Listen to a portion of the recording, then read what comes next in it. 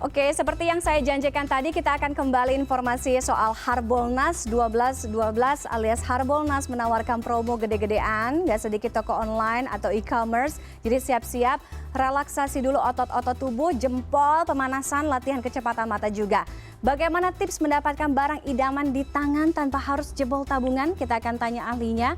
Ada Mas Safir Senduk, perencana keuangan. Mas Safir, selamat malam. Halo. Selamat malam. Tahu nggak, saya lagi berusaha melemaskan tangan-tangan otot tangan saya seperti saran Anda, Mbak Tiffan. Yes. Berarti udah siap ya? Udah siap, tinggal hit. Udah siap. Kantongnya juga udah siap dong berarti. Kalau saya nggak siap, belum siap, tanggal 28 soalnya, belum gajian. Ngomongin soal Harbolnas, Mas Safir ya. Jadi gimana nih caranya bisa mendapatkan barang idaman kita tanpa harus jebol kantong alias jebol tabungan supaya nggak rugi? Ini paling penting.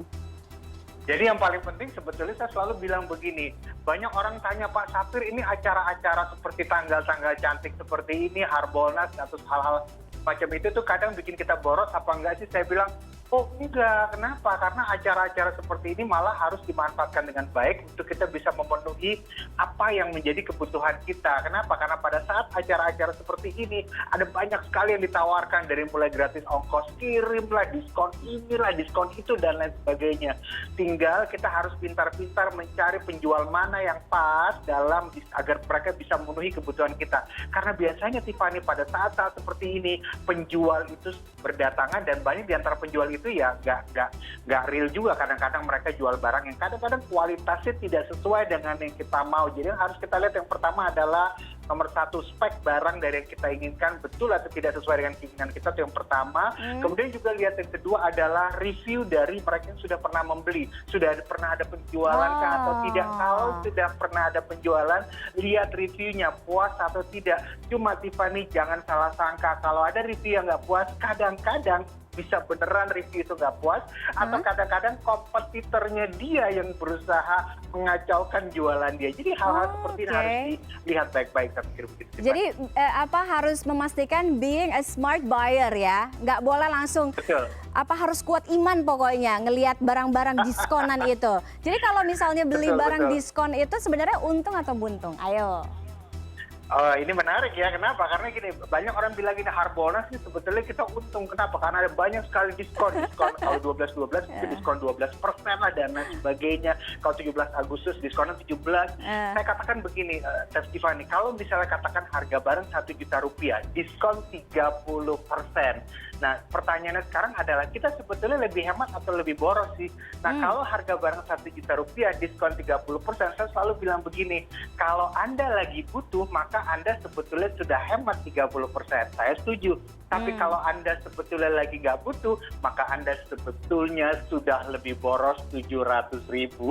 Jadi ini yang lucu, Tiffany, bahwa diskon tidak serta-merta membuat kita lebih hemat, tergantung kita lagi butuh atau tidak. Kalau lagi butuh, yes, betul, kita memang jadi lebih hemat, jadi lebih untung. Tapi kalau kita lagi nggak butuh, malah sebetulnya kita malah jadi lebih boros, Tiffany. Mas Safir, tahu nggak sih ngomong kayak gini, ibu-ibu di semua yang nonton sekarang teriak loh, pasti bilangnya nggak setuju. Aduh, tapi suaminya semua hore katanya.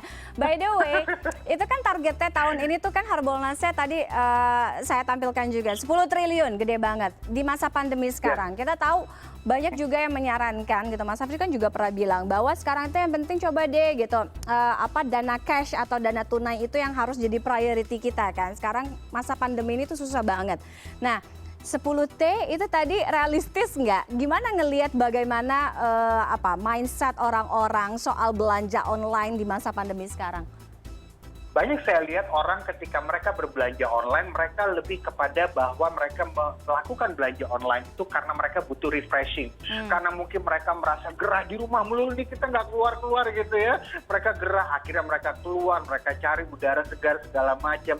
Tapi seringkali solusi yang mereka dapatkan di luar itu kadang-kadang jangka pendek. Ketika pulang, mereka masih kegerahan, kayaknya kelamaan deh, work from home, study from home juga kelamaan. Sehingga belum lagi mak-maknya yang puyeng karena setiap hari dia selalu mendampingi anaknya sekolah. Sehingga saya lihat kegiatan belanja online ini lebih kepada rekreasi sih saya lihat, Tiffany. Dan saya selalu bilang begini, bahwa sebagai manusia biasa wajar banget Anda melakukan rekreasi dengan berbelanja sepanjang angkanya ya masih masuk akal, masih sangat-sangat bisa Anda jangkau. Yang nggak asik Tiffany adalah rekreasinya itu adalah dengan berbelanja hal-hal yang kadang-kadang harganya di luar kemampuan dia. Nah itu yang repot Tiffany. Oke, ini juga repot. Coba, kadang-kadang kan kita tuh susah gitu, ini curhat sedikit ya, memisahkan bagaimana yang sebenarnya adalah kebutuhan tapi juga kemauan.